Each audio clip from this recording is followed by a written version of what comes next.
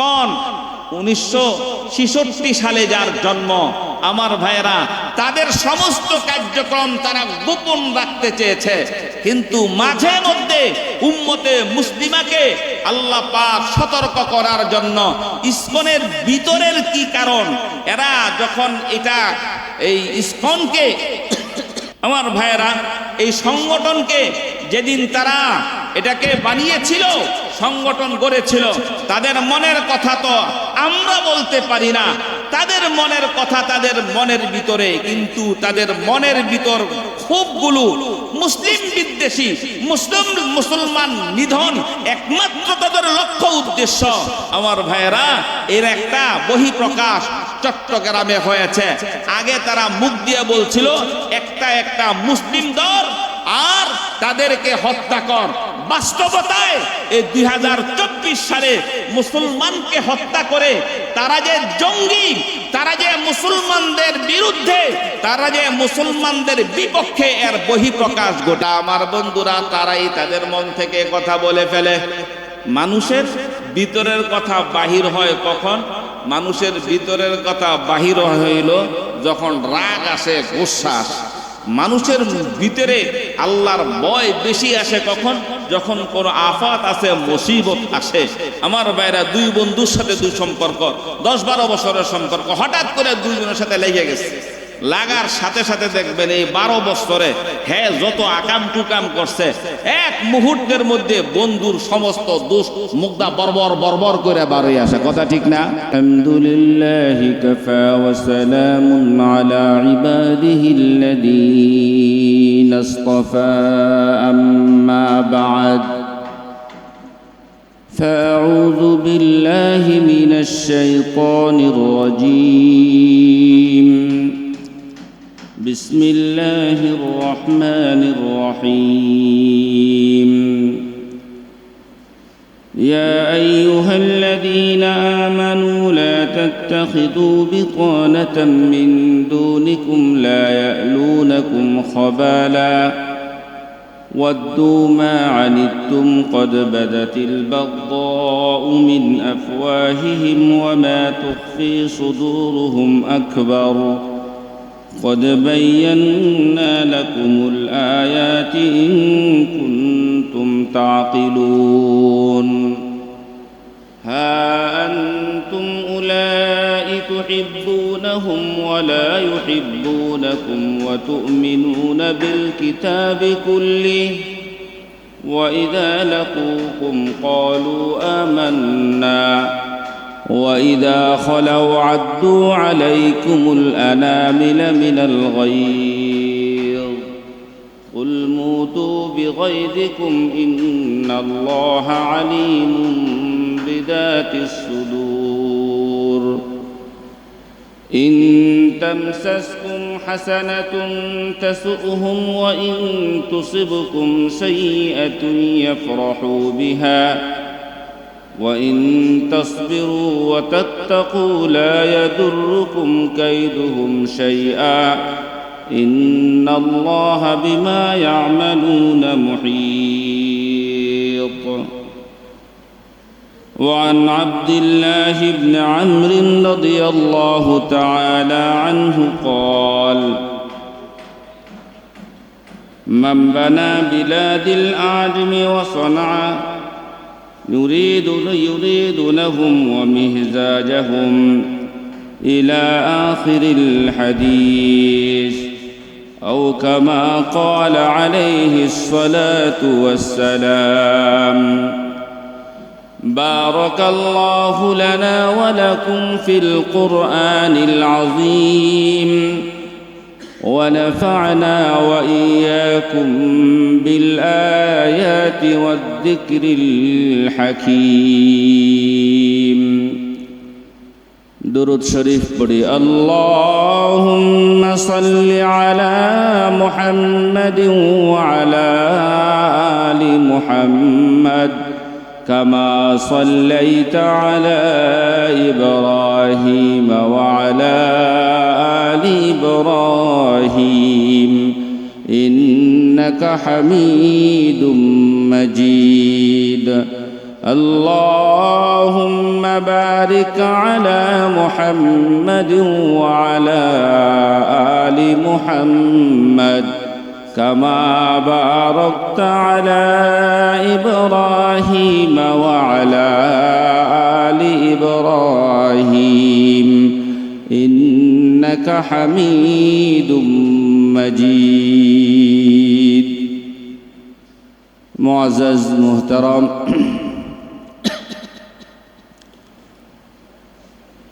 हज़रात मुसल्लियान किराम, আল্লাহ তাবারকা ওয়া তাআলার দরবারে অসংখ্য অগণিত শুকরিয়া যে মহান রব্বুল আলামিন আমাদিগকে আজকের এই জুমার দিনে জুমার নামাজ আদায়ের লক্ষ্যে তারই ঘর মসজিদ পর্যন্ত আসার, জুমা পূর্বক দিনই কিছু কথা বলা এবং শ্রবণের তৌফিক দান করেছেন। সেজন্য দিল থেকে শুকরিয়া আদায় করে সকলেই বলি আলহামদুলিল্লাহ।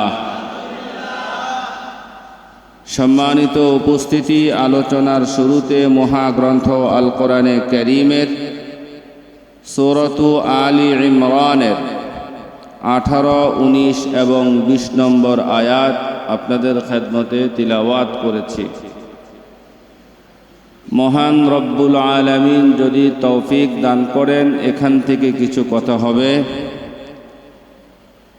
তো মূল আলোচ্য বিষয়, আল্লাহ পাক ঈমানদারকে লক্ষ্য করে এক নির্দেশ দিয়েছে, ঈমানদার যেন ঈমানদারদের সাথে সুসম্পর্ক গড়ে, ঈমানদার নিজেদের সাথে সুসম্পর্ক রাখে, কোনো বেঈমানের সাথে, অমুসলিম কাফেরের সঙ্গে যেন তারা বন্ধুত্ব না গড়ে। আমার ভাইয়েরা, এ নিয়ে হচ্ছে আজকের আলোচনা। আলোচনার শুরুতে কয়েকটি কথা আমরা আপোষে বলতে চাই। এক নাম্বার যে বিষয় সেটা হলো আমরা আমাদের ব্যাপারে, আমরা আমাদের দিলের ব্যাপারে যে ভালোবাসা মোহাব্বত মানুষের দিল থেকে হয়, আমাদের দিলের ভালোবাসা সম্পর্কে আমরা ভালো জানি না আল্লাহ ভালো জানে? প্রশ্ন বুঝা উত্তর দিয়ে। আমাদের যে দিল, আমরা যে ভালোবাসি কাউকে, ভালোবাসা শব্দটা মুগ্ধা বলে, আসলে ভালোবাসা আসে কোত্থেকে? দিল থেকে। তো এই দিলের ভালোবাসা আমি কারে কি জন্য ভালোবাসি, আমার আপনার তুলনায় আল্লাহ বেশি জানে না কম জানে? বেশি জানে। এক নম্বর বিষয়, কথাটা মনে রাখতে হবে আলোচনার শেষ পর্যন্ত, যে আমরা কাকে ভালোবাসি, কেন ভালোবাসি, আমাদের তুলনায় আল্লাহ ভালো জানেন। কারণ এই বিষয়টা মানুষকে এক ধরনের বোঝানো সম্ভব, কিন্তু আমার হাকিকত, বাস্তবতা মানুষকে মুখে যাই বুঝাই না কেন, আল্লাহ বাস্তবতা আমি যা বুঝাইতে চাইছি, কতটুকু বুঝাইতে চাইছি এর চেয়ে শতভাগ, মানে 100 থেকে 100 ভাগ আল্লাহ জানেন। এ কথার উপর আমাদের পুরাপুরি বিশ্বাস আছে তো? মাশাআল্লাহ। 2 নম্বর বিষয়, হুব্বুল ওয়াতনি মিনাল ঈমান। এই হাদিসের অর্থ হলো দেশকে ভালোবাসা, দেশের প্রতি মোহাব্বত থাকা, এটা ঈমানের অংশ, ঈমানের অঙ্গ। হুব্বুল ওয়াতনি মিনাল ঈমান, অর্থাৎ মাতৃভূমিকে, নিজের দেশকে ভালোবাসা, এটা ঈমানের অংশ। আমার ভাইয়েরা, আমার বন্ধুরা, আমার আলোচনার শুরুতে আমার শ্রোতামণ্ডলী যারা আছেন, অবশ্যই আপনারা সঠিক এবং সত্যটাই উত্তর দিবেন। আমি আমার দেশকে আমি আমার দেশকে ভালোবাসি, আপনারা কি আমাদের এই দেশকে ভালোবাসেন? এ কথা কি সত্য? আলহামদুলিল্লাহ। দেশের জন্য যারা দেশ স্বাধীনে, দেশের স্বাধীনতা সার্বভৌমত্ব রক্ষা করার জন্য যারা প্রাণ দেয়, যারা জীবন হারায়, এদেরকে শহীদি মর্যাদা দেওয়া হয়, এদেরকে শহীদ বলা হয়। আমার ভাইয়েরা, আমার বন্ধুরা, তাহলে ইসলামের জন্য, দ্বীনের জন্য প্রাণ দিলে যেমন শহীদ, দেশের স্বাধীনতা সার্বভৌমত্ব টিকে রাখার জন্য যদি প্রাণ দেওয়া হয়, যদি জান দেওয়া হয়, তাদেরকেও কি বলা হয়? শহীদ বলা হয়। আর শহীদের সম্পর্কে মহান রব্বুল আলামিনের ঘোষণা, যারা দ্বীন রক্ষায় অথবা দেশের স্বাধীনতা সার্বভৌমত্ব টিকে রাখার জন্য যারা প্রাণ দেয়, তারা আজীবন মরে না, তাদেরকে মৃত বলা যাবে না, তাদেরকে মৃত বলা। ولا تقولوا لمن يقتل في سبيل الله أموات بل أحياء عند ربهم يرزقون। আমার ভাইয়েরা, যাদেরকে আল্লাহ পাক দ্বীনের জন্য অথবা ইসলামী রাষ্ট্রকে, দেশের সার্বভৌমত্ব টিকে রাখার জন্য যারা প্রাণ দিয়েছে, আল্লাহ পাক বলে তাদেরকে মৃত বলো না। আল্লাহ যাদেরকে মৃত্যু বলতে, মরে গেছে বলতে নিষেধ করছে। কেউ যদি বলে তো দেশের জন্য প্রাণ দিয়েছে, মরে গেছে, এই বলাটা তার জন্য জায়েজ হবে না, তাদেরকে মৃত বলা যাবে না। এরা তো মরেই নেই, বরং রব্বুল আলামিন বলেন আল্লাহ তাদেরকে রিজিক দিয়ে থাকেন। বাল আহইয়াউন, তারা জিন্দা, এবং বাল আহইয়াউন ইনদা রাব্বিহিম ইউরজাকুন, তাদেরকে রিজিক দেওয়া হয়। আমার ভাইয়েরা, মানুষ জীবিত থাকলে খাবার খায়। এ পর্যন্ত কোনো শহীদের কবরে নিয়া কোনো মানুষ নিয়ে খাবার দাবার দিয়ে এসে, ভাত কাপড় দিয়ে আসছে, এমন ইতিহাস আছে? এমন ইতিহাস নাই। তবে আল্লাহ বলেন তারা মৃত না, তারা জীবিত। বাল আহইয়াউন, তবে এটা কোন অর্থে? এটা আল্লাহ পাকে যেমন জীবিত রাখার সিদ্ধান্ত নিয়েছেন, তারা তেমনই জীবিত। আমার ভাইয়েরা, শহীদ মৃত না কেন? কেন তারা জীবিত? এই শহীদের অর্থের মধ্যেই বোঝা যায়। শাহিদ শব্দের অর্থ হলো উপস্থিত, তারা উপস্থিত। আমার ভাইয়েরা, আমার বন্ধুরা, আল্লাহ তারা যারা শহীদ হয়, তাদের রূহকে, তাদের আত্মাগুলোকে জান্নাতের পাখি বানায়া তাদেরকে ছেড়ে দেওয়া হয়। তারা বিচরণ করে, তারা ঘুরে বেড়ায়, তারা আনন্দ উল্লাসে ঘুরে বেড়ায়। দুনিয়ার মানুষ আমরা যে যে অবস্থায় আছি, সবাই আমরা একটা বাইন্ডিং এর মধ্যে থাকি, জবাবদিহিতা আছে। ছেলে হই বাবা মার কাছে জবাবদিহিতা, বাবা হই সংসারের কাছে জবাবদিহিতা, চাকরি করি বসের কাছে জবাবদিহিতা। আমার ভাইয়েরা, খেত খাবারি করি, সেখানেও জবাবদিহিতা আছে, আছে না নাই? দুনিয়ায় কোনো মানুষ চিরমুক্ত না, কোনো জবাবদিহিতা নেই, এমন মানুষ পাওয়া যাবে না। বাপ নাই, যার সন্তান, মার কাছে জবাবদিহিতা আছে। এমন কেউ মানুষ নেই যে জবাবদিহিতা নেই। একমাত্র জবাবদিহিতা নাই হলো এক জাতীয় প্রাণী, যারা পাখি, যারা মুক্ত পাখি, এদের কোনো জবাবদিহিতা নাই। আমার ভাইয়েরা, অতিথি পাখিরা বাংলাদেশের ওই সমস্ত জায়গাগুলো ভরে গেছে। শীতকালে অতিথি পাখি আমাদের দেশে যারা আসছে, কোনো পাখির কি এ পর্যন্ত শুনেছেন যে বাংলাদেশ সরকার তাদেরকে আসার জন্য ভিসার ব্যবস্থা করেছে, যে ভিসা ছাড়া আসতে পারবে না? এদের কোনো ভিসা লাগে? কোনো পাখি এদেশে আসতে ভিসা লাগে না, বরং নিরাপত্তা আছে। অতিথি পাখি এদেশে আসলে বাংলাদেশের আইনে কোনো কেউ যদি অতিথি পাখি শিকার করে, তাইলে কমপক্ষে 3 মাস তার জেল হাজত হবে। কথা ঠিক না? তাইলে এদের নিরাপত্তা আছে, কিন্তু তাদের জন্য এমন কোনো দায়িত্ব নাই, এমন কোনো বাইন্ডিং নাই যেটা আসতে হলে তাদের কারো কাছে জবাবদিহিতা করতে হবে। তো আল্লাহ শহীদদেরকে এমন পাখির মধ্যে তাদের প্রাণটা ঢুকায় দেয় আর তাদেরকে নিরাপদে যে কোনো জায়গায় যে কোনো স্থানে যাওয়ার ব্যবস্থা করে দেন। তবে আবার দুনিয়ায় না, যে দুনিয়ার কোন পাখির মধ্যে দিছে, আল্লাহ পাক বলছেন তারা জীবিত। তাহলে আমার ভাইয়েরা, আমার বন্ধুরা, দুটা কথা। একটা হলো আমরা যাদেরকে ভালোবাসি, আমাদের এই ভালোবাসা কাকে কি জন্য বাসতেছি, এই উদ্দেশ্য আমরা মুখে যা বলি আর না বলি, দিলের মূল বিষয়টা, শতভাগ সত্য বিষয়টা আমাদের থেকে আল্লাহ ভালো জানেন। 2 নম্বর, আপনারা বলেছেন যে আমরা দেশকে ভালোবাসি। কেন ভালোবাসি? নবী বলে গেছেন দেশের প্রতি ভালোবাসা থাকা এটা হলো ঈমানের অংশ, ঈমানের অংশ। আমার ভাইয়েরা, আমার বন্ধুরা, এই দুইটা কথাকে সামনে রেখে এখন আমরা আসি আজকের মূল আলোচ্য বিষয় তথা সূরা আলী ইমরানের 118 থেকে নিয়ে 20 নম্বর আয়াত পর্যন্ত আল্লাহ বিশ্বব্যাপী ঈমানদার মুসলমানদেরকে কি নির্দেশ প্রদান করেছেন।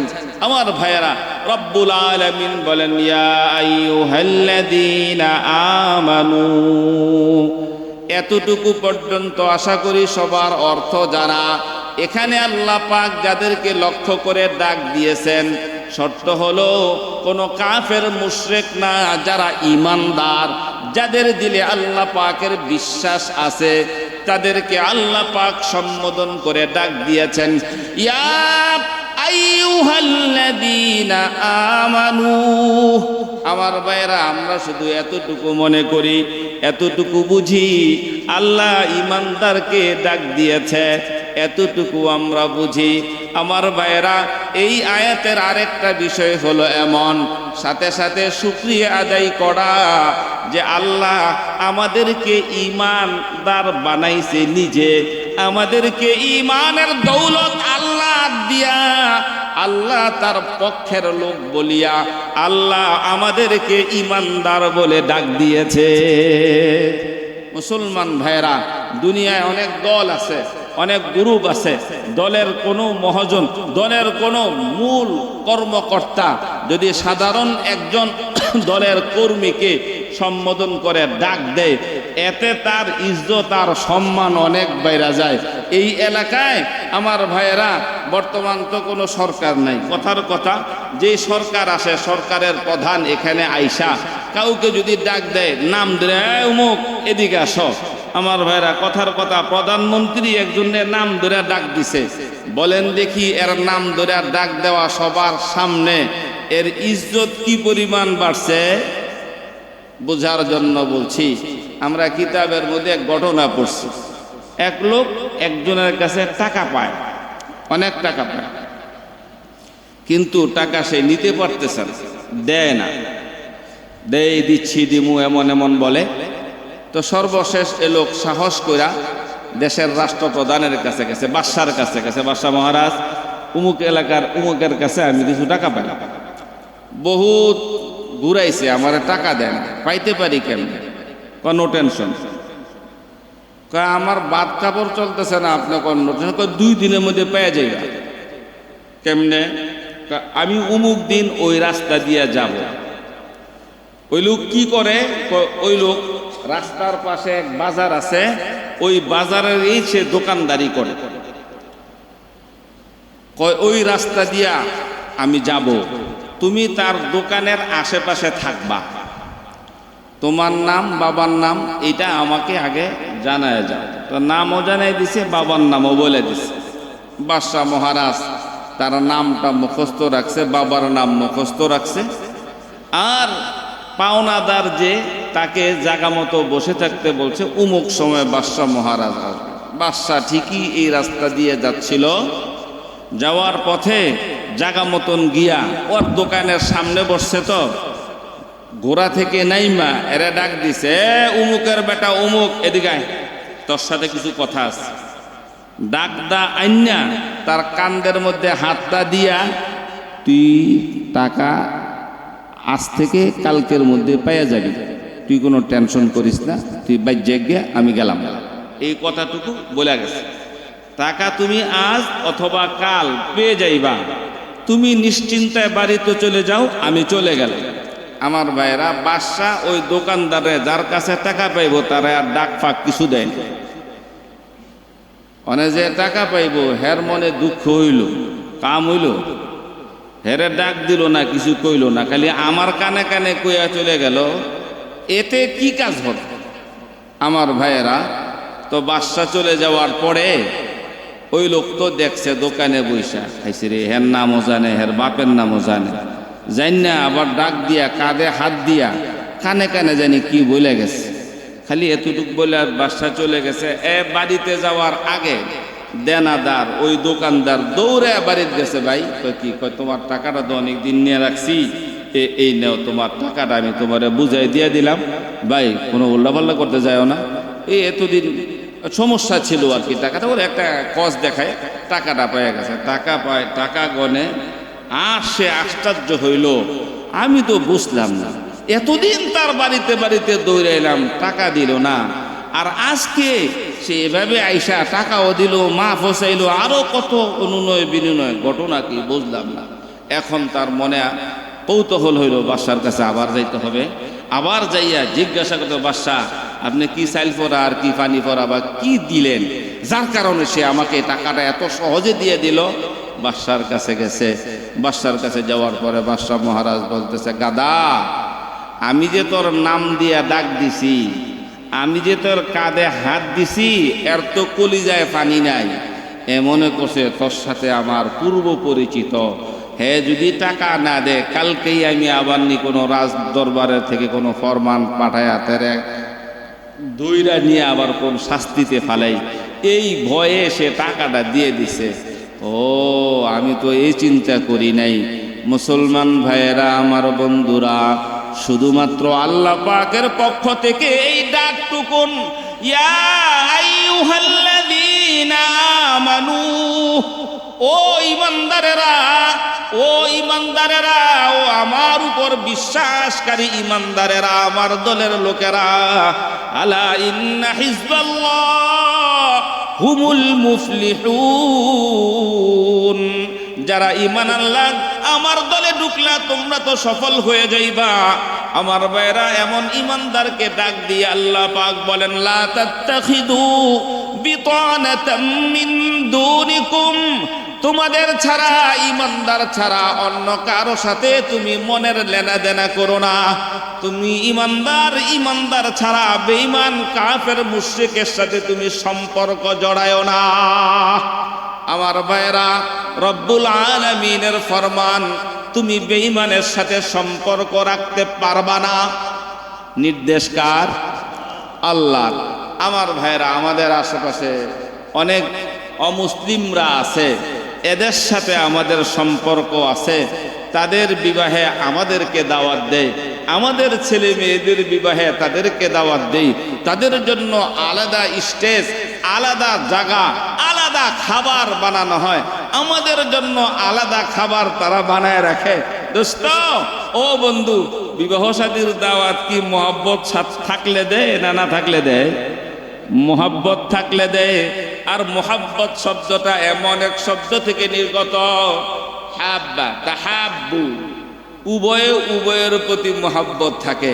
হিন্দু কাফের মুশরিক আপনার সাথে মোহাব্বত রাখে, আপনার জন্য জান প্রাণ। আপনি বলেন লোকটা একসাথে বড় হয়েছি, এত মোহাব্বত করে, ভালোবাসে। আমার ভাইরা, তার মোহাব্বতের খবর আপনার জানা আছে? এই যে মোহাব্বত করে আমারে আপনারে, কেন মোহাব্বত করে, এই কেনর উত্তর কি আমার আপনার জানা আছে? দিলের সাথে সম্পর্ক। আমি তাদেরকে কেন মোহাব্বত করি, আমরা তাদেরকে কেন মোহাব্বত করি? ও আমার ভাইরা, আমার বন্ধুরা, আপনার যে উত্তর দিবেন, প্রতিবেশী 1 নম্বর, 2 নম্বর একসাথে চলাফেরা, 3 নম্বর বলবেন অমুসলিম মানুষ, একটু ছত্র ছায়া দিয়ে রাখি, এজন্য আমরা ভালোবাসি। তারপরে শেষ কথা হলো নবী মুহাম্মদুর রাসূলুল্লাহ সাল্লাল্লাহু আলাইহি ওয়াসাল্লাম বলেছেন, সংখ্যালঘু যারা হবে, যদিও তারা কাফের হয়, মুশরিক হয়, ইহুদি হয়, খ্রিস্টান হয়, তাদের প্রতি জুলুম করো না। জুলুম না করলে তাহলে তো ভালোবাসাই লাগে, এজন্য ভালোবাসি। আমার ভাইরা, আমার বন্ধুরা, রব্বুল আলামিন বলে তাদের সাথে তুমি ভালোবাসা রাখো না। এই ভালোবাসার অর্থ হলো অন্তরঙ্গ ভালোবাসা। ভালোবাসা অন্তরঙ্গ ভালোবাসা। কয় কেন? রব্বুল আলামিন বলেন, ওয়াদ্দু মা আনিতুম قد بدت البغضاء من أفواههم। আমার ভাইরা, আমার বন্ধুরা, তাদের সাথে কখনো নিজের মনের কথাগুলো বলো না। আপন বানাইয়া এমন আপন বানাইছ, আপন বানাইয়া তাদের সাথে যাইয়া নিজেদের কথাগুলো বলো না। দুঃখজনক হলেও একথা সত্য, নিজের কাছে শোনা, নিজের কানে শোনা। আমার ভাইরা, ব্যক্তি সম্পন্ন লোক, আমরা কমপক্ষে একটা ঘরে মাসে 2 মাসে যাওয়া লাগে, তো সেফ টেপ করার জন্য, চুলকুল কাটানোর জন্য সেলুন ঘরে আমরা যাই, যাওয়া লাগে, এটা জরুরি। এটা তো নিজেরা পারি না, যদিও অনেক মুসলমান ছেলেফেলে আজকাল সেলুনের কাজ করে, তবে এই কাজটা আমাদের দেশের হিন্দু বাইরেই ভালো করে। কথা ঠিক না? হিন্দু দোকানে যাইয়া ব্যক্তি সম্পন্ন লোক এই এলাকায় বলার সাথে সাথে আপনারা চিনবেন, ব্যক্তিত্বপূর্ণ লোক যাইয়া হিন্দু বেটার কাছে কয়, আমাদের দেশের হুজুর এই দেশটা নষ্ট করল। আমি হুজুর যে পিছনে বসে রয়েছি তো আর খেয়াল করে নাই, আর হয়তো আমার সাথে তার ব্যক্তিগত সেভাবে সম্পর্ক নেই। তো হিন্দু বেচারা সেলুন চুল কাটে, নাপিত, হিন্দুদের মধ্যে তাদের অবস্থান সর্বনিম্ন বংশ তারা। তো এই নাপিতের সাথে যাইয়া কাদের বিরুদ্ধে বলতেছে? দেশের যারা সূর্য সন্তান বলা হয়, যাদেরকে আলেম বলা হয়, যারা আসমানের নিচে জমিনের উপরে, যাদের ইজ্জত আর সম্মানের কথা আল্লাহ নিজে বলছেন এবং আল্লাহ পাক তাদের প্রশংসা করেছেন, তাদের বদনাম যে হিন্দুর কাছে কয় এদেশের ওলামা একরাম দেশটারে নষ্ট করছে। আমার ভাইয়েরা, আমার বন্ধুরা, আমার তো শরীরের রক্ত টকবক টকবক করতেছিল। এদেশে আমরা তো বারাটিয়া আসি নাই, আর এদেশে আমরা আলেম ওলামা যারা আছে গরজামায়ও আসি নাই। এদেশের মানুষই আমাদের বাপ চাচা, আমরা কারো না কারো ভাই, কারো না কারো সন্তান। এ যে বলতেছে, আমার ভাইরা, আমি চুপচাপ অনেকক্ষণ, যখন দেখলাম যে কথা এক পর্যায়ে শেষ, পিছনের দিকে ফিরা তাকাইছে। আমি কই, আসসালামু আলাইকুম, আমি শাহী মসজিদের ইমাম সাহেব ছিলাম। জি জি হুজুর, আপনি এখানে?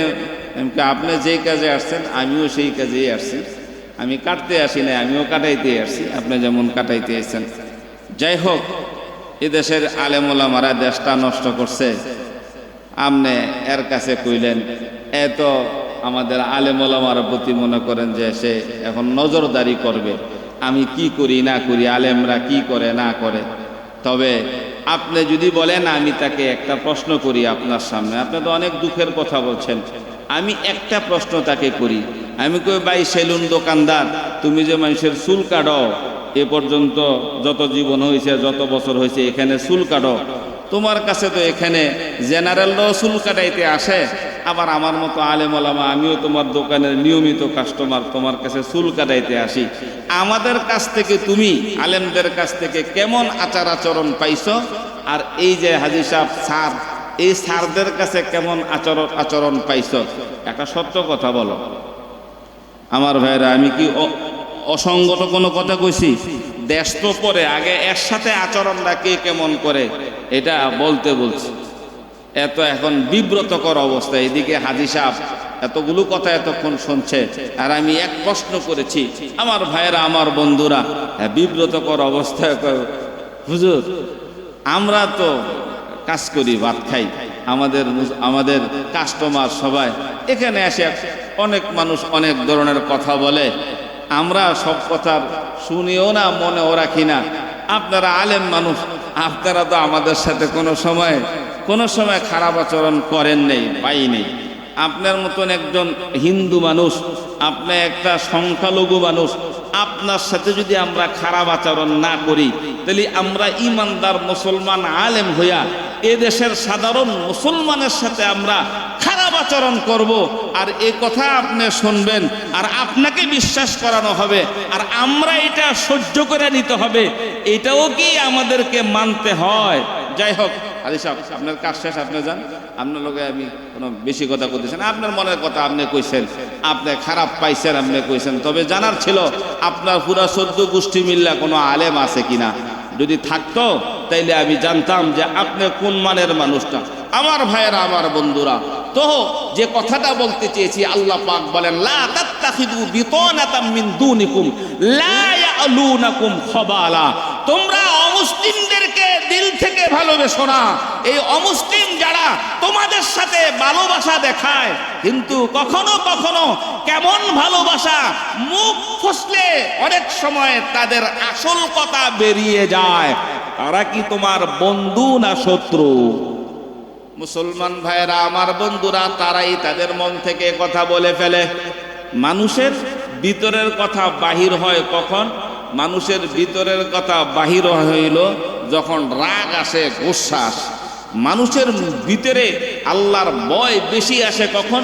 যখন কোনো আফাত আসে, মুসিবত আসে। আমার ভাইরা, দুই বন্ধুর সাথে দুই সম্পর্ক, 10-12 বছরের সম্পর্ক, হঠাৎ করে দুইজনের সাথে লেগে গেছে। লাগার সাথে সাথে দেখবেন এই 12 বছরে হ্যাঁ যত আকাম কুকাম করছে, এক মুহূর্তের মধ্যে বন্ধুর সমস্ত দোষ মুগ্ধা বর্বর বর্বর করে বাড়িয়ে আসে। কথা ঠিক না? হিন্দু কাফের মুশরিকদের সাথে আমাদের সম্পর্ক, ও আমার ভাইরা, আপনি আপনার জীবন চলার পথে যদি কোথাও কোনো ভুল করে থাকেন আর কোনো অমুসলিমদের সাথে কোনো নিজেদের কথা বলে থাকেন, এক মুহূর্ত চাপা থাকবে না। রব্বুল আলামিন বলেন কদ বাদাতিল বাগদাউ মিন আফওয়াহিহিম। তাদের দিলের মধ্যে কি দুশ্মনী, এটা তাদের মুখ দিয়া প্রকাশ পেয়ে যায়। ইসকন 1966 সালে যার জন্ম, আমার ভাইয়েরা, তাদের সমস্ত কার্যক্রম তারা গোপন রাখতে চেয়েছে, কিন্তু মাঝে মধ্যে উম্মতে মুসলিমাকে আল্লাহ পাক সতর্ক করার জন্য ইসকনের ভিতরের কি কারণ, এরা যখন এই ইসকনকে আমার ভাইয়েরা, এই সংগঠনকে যেদিন তারা এটাকে বানিয়েছিল, সংগঠন গড়েছিল, তাদের মনের কথা তো আমরা বলতে পারি না।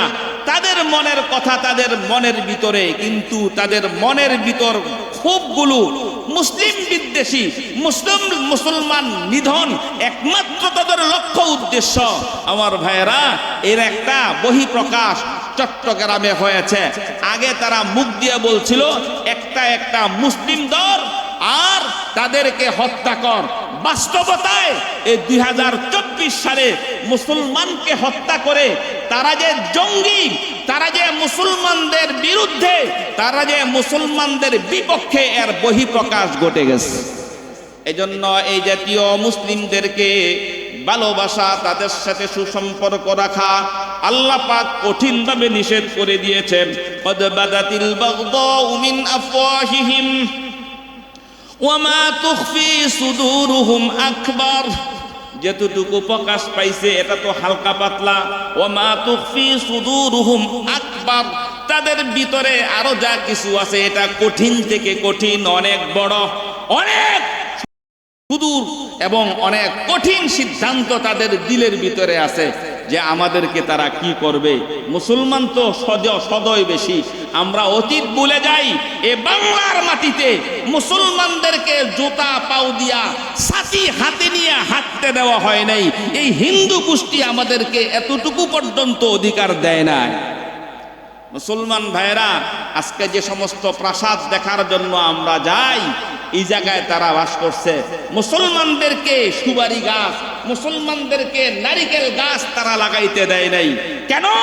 আল্লাহ পাক 1450 বছর আগেই বলে দিয়েছে, তোমাদের দুনিয়া আখিরাত সুন্দর হোক, শান্তির হোক, তোমরা লাভবান হও, এমন কোনো কাজ তারা তোমাদেরকে করতে দিবে না। কারণ সুপারি সারা বছর হয়, ডাব নারকেল সারা বছর হয়, এর দ্বারা মুসলমান উপকৃত হবে, মুসলমানদের কাছে সারা বছর ফল থাকবে। আমার বাইরে এটা চাই নাই। রব্বুল আলামিন বলেন, ওমা তুখফি সুদুরহুম আকবার কদ বায়্যানা লাকুমুল আয়াতি ইন কুনতুম তাকিলুন। আমি তোমাদের কাছে বলে দিতেছি, আল্লাহ পাক বলেন কদ বায়্যানা, আমি তোমাদেরকে বলে দিতেছি। দোস্ত আপনারা বলতেন হুজুর আপনি না কইতেছেন, কসম খোদার আমার কথা তো না। আল্লাহ পাক বলেন কদ বায়্যানা, আমি তোমাদের কাছে বলে দিতেছি। আল্লাহ তো আর নিজের বাসায় এখানে আইসা আমাদের কানে আওয়াজ দিবে না, আমরা এই দায়িত্বটা পালন করে আপনাদের কাছে বলে দিতেছি। কোরআন শরীফের আয়াত, আল্লাহ বলেন কদ বায়্যানা, আমি বলে দিতেছি, তোমাদেরকে বয়ান করে দিতেছি। লাকুমুল আয়াত, নিদর্শনগুলো, এদের অবস্থাগুলো তোমাদের কাছে তুলে ধরতেছি। লাআল্লাকুম তাকিলুন, তোমার যদি আকল থাকে আর কি, আমাদের ভাষায় কইলাম, তোমরা যদি আকলমান হও, তোমার যদি বুঝ থাকে, তাহলে তুমি বুঝবা যে তারা আমাদের আসলে ভালো চায় না। এটা হলো 18 নম্বর আয়াত। 19 নম্বর আয়াতে আল্লাহ পাক কি বলেন দেখেন, হা আনতুম উলাই তুহিব্বুনাহুম, হা আনতুম, এই সব অমুসলিমেরা, উলাই তুহিব্বুনাহুম, তোমরা তাদেরকে ভালোবাসো, ওয়ালা ইউহিব্বুনাকুম, কিন্তু তারা তোমাদেরকে ভালোবাসে না, তারা তোমাদেরকে ভালোবাসে না। আমি আগে যে প্রশ্ন করেছিলাম বসেই, আমরা যে ভালোবাসি বলি, আমাদের ভালোবাসাটা আর এরাও যে বলে আমাদেরকে ভালোবাসে, তাদের এই বলাটা আমি আপনি ভালো জানি না আল্লাহ ভালো জানেন? এই যে আল্লাহ কি বলেন, হা আনতুম উলাই তুহিব্বুনাহুম, তুমি তো তাদেরকে ভালোবাসো। আরে মুসলমানদের বিয়াত গেলে দাও 2000 টাকা, আর হিন্দুর বিয়াত দে তুমি দিছো 5000 টাকা। ইতিহাস আমাদের চোখের সামনে, কেন বেশি দিলা? ওই সংখ্যালঘু মানুষ, হ্যাঁ কি আর সারা বছর আমাকে দাওয়াত দেয়, এই 5000 টাকায় 5 লাখ টাকার কাজ করব সময় মতো, গোটা হিন্দু পরিবার আমার পক্ষে আমার সিলভার বল এর লেগা দিলাম আর কি, 2000 জায়গা 5000 মাইরা দিলাম। আমার ভাইয়েরা ভালোবাসা দেখাইলো। আর আল্লাহ পাক বলে তোমাদেরকে তারা বলে তোমাদের সাথে তোমাদেরকে ভালোবাসে।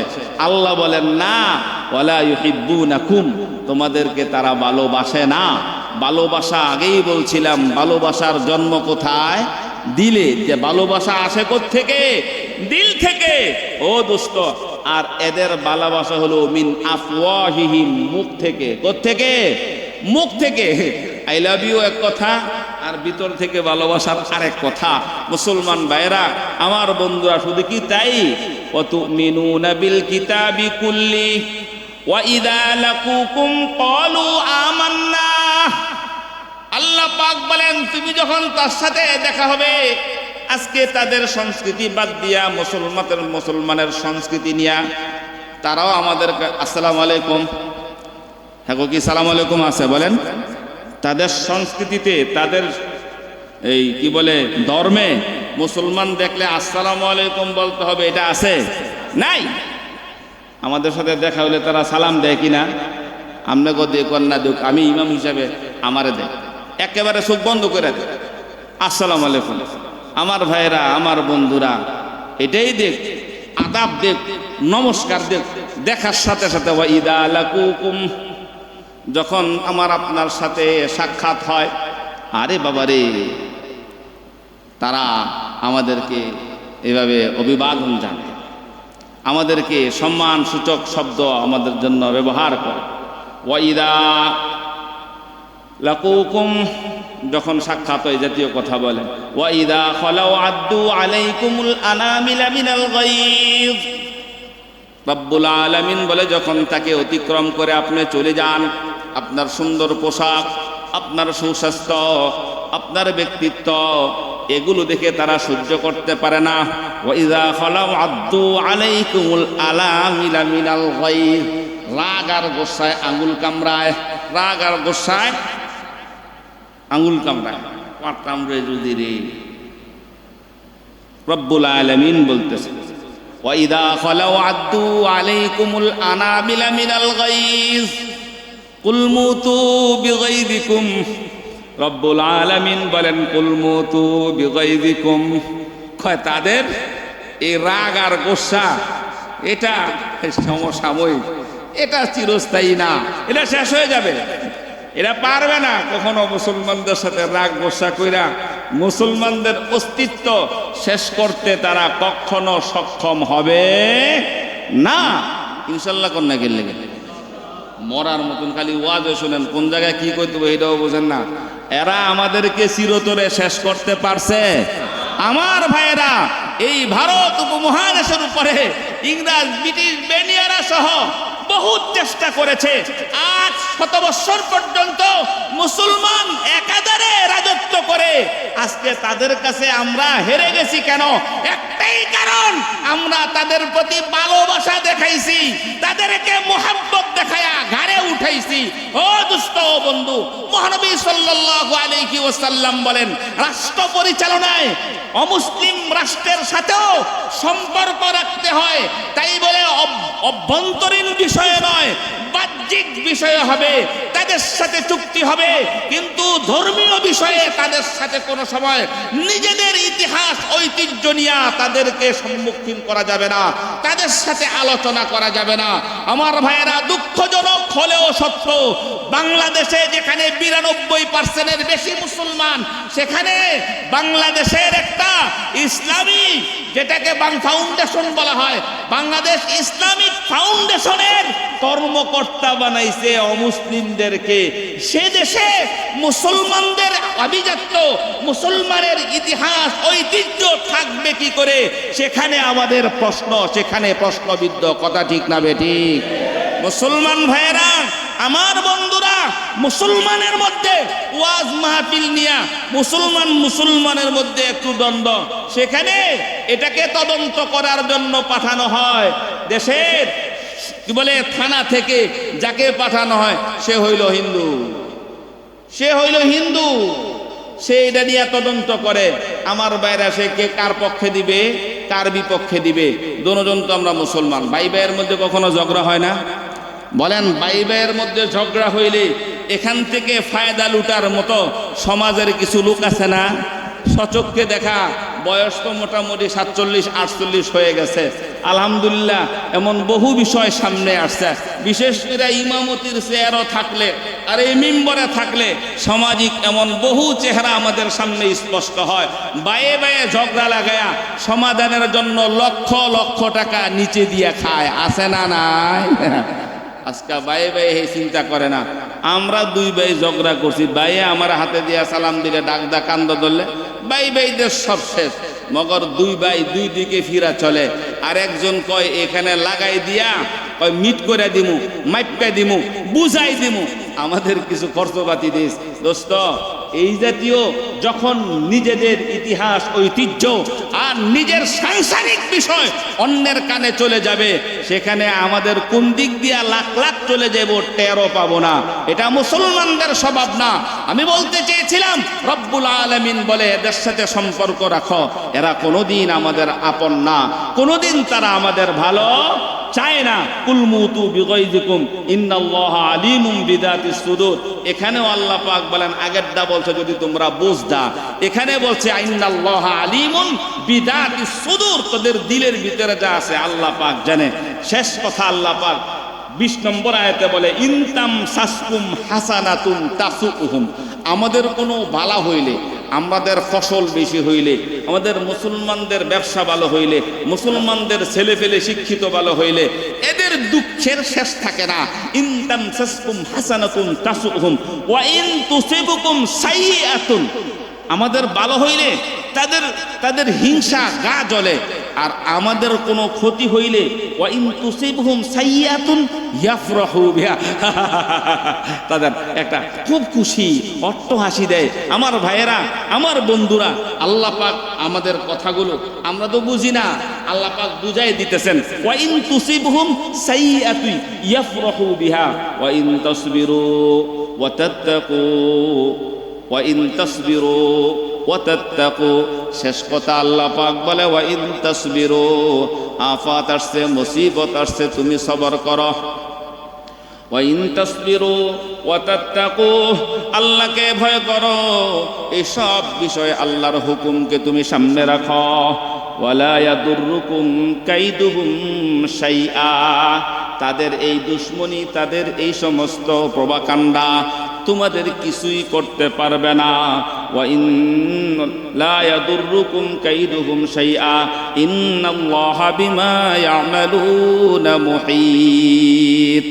আমার ভাইরা, শেষ কথা ছোট কইরা মুহিত কইয়া, আল্লাহ পাকের এক নাম মুহিত, এটা কইয়া একেবারে কঠিন এক বান্দা দিয়ে দিছে আল্লাহ পাক।